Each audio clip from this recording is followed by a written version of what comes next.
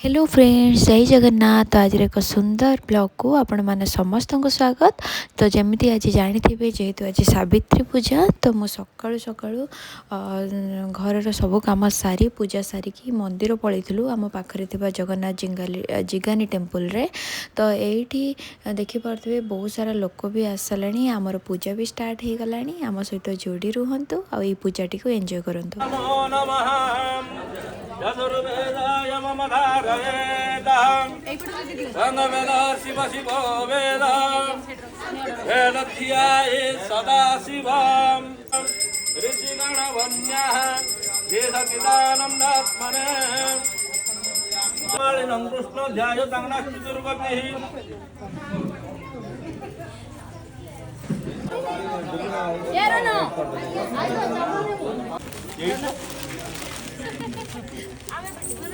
धना सरः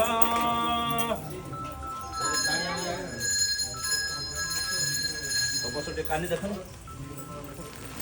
एजी ओम श्री वत्समाय गणेश बाबू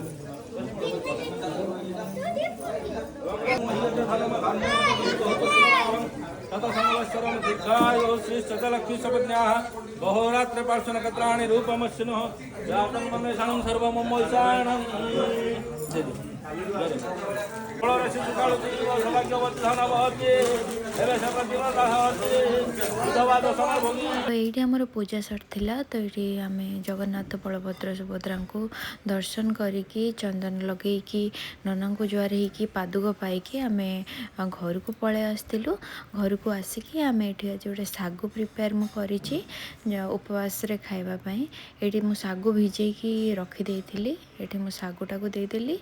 तो एथिरे आम दबा गोटे गिना दही। तो ये मु दही ऐड कर नहीं सारा पर किसी क्षीर दे देइछि।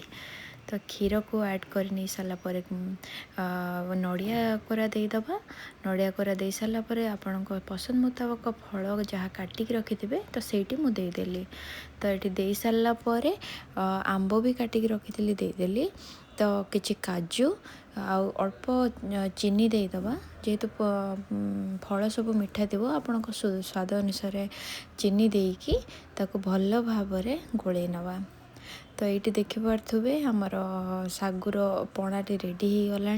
तो यहाँ को मुझे सर्व करने आटा उपवास रे आपण खाई पारे सावित्री व्रत जो मैंने करुँच।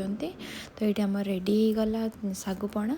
आदि आपन को मोर ये वीडियोटी भल लगी थाए ताले सब्सक्राइब निश्चित करेंगे। जय जगन्नाथ।